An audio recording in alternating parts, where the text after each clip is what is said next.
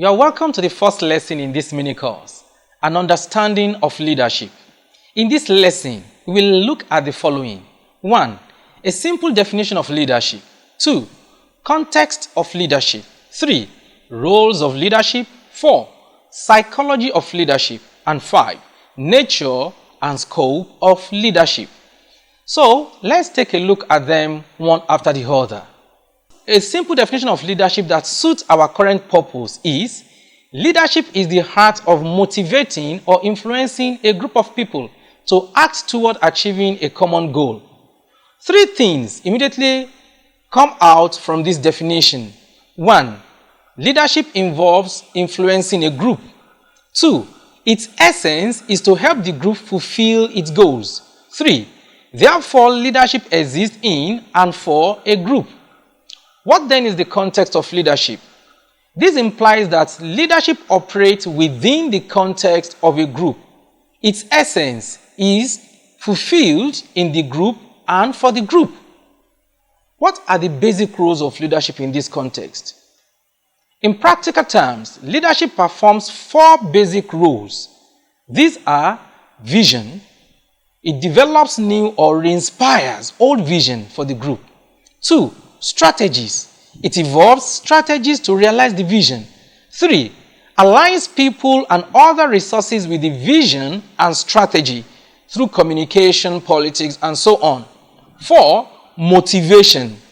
It motivates people to act by empowering them and fulfilling their needs.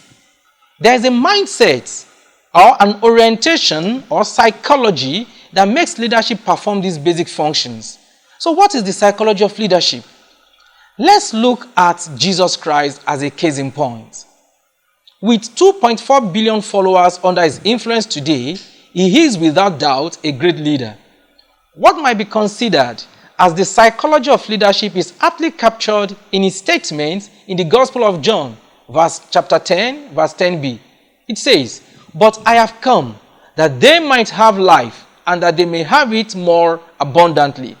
In other words, he came offering a specific solution or preferred outcome to a problem of humanity he earlier identified in the first part of the verse when he said, "The thief cometh not but to steal, kill, and to destroy." In other words, in response to the menace of the thief, Jesus said, "But I have come." This is the psychology of leadership. It articulates the problems and gives a crystal clear vision of a better future for the group. Leadership psychology declares, "I have come that they may have."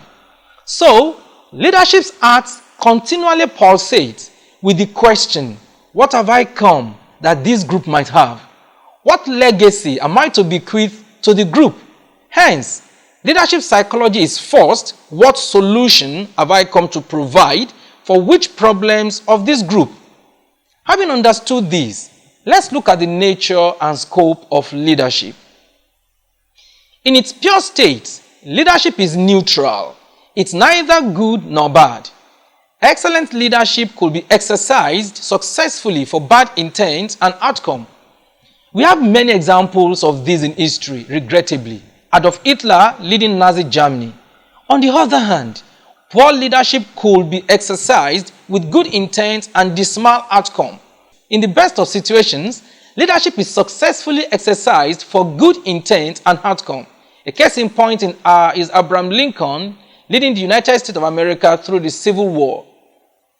The scope at which leadership can be exercised are micro-level, small group, family unit, neighborhood; meso-level of community, industry or town; macro-level, state, national trade unions, etc., or mega-level, which refers to international, regional, global level. The size of the group generally determines the scope of leadership. It is equally notable, however, that the nature, functions, and psychology of leadership are essentially the same, irrespective of its scope. In conclusion, in this lesson, we have learned a simple definition of leadership and seen that leadership exists essentially in and for a group. Also, we learned about its basic functions, psychology, nature, and scope. Understanding that leadership exists in the interest of the group is very important. It is key in clearing confusion surrounding leadership. As we wrap up this lesson, here are certain points for you to ponder. First question, in what context have you provided leadership? Choose one. Did you develop a new or rediscover an old vision for the group? 3. What problems did you solve for the group? What goals did you help the group achieve? 5. What strategies did you develop to solve the problems and achieve the goals? 6. How did you influence or motivate the members of the group to achieve the goals? 7. How can you replicate this in other contexts? As we round off, provide your response to the questions in the course worksheet. Doing so will greatly enhance the value you are getting from this lesson. In the next lesson, we look at an understanding of authority, its description, purpose, attributes, and sources. Thank you very much and see you in the next lesson.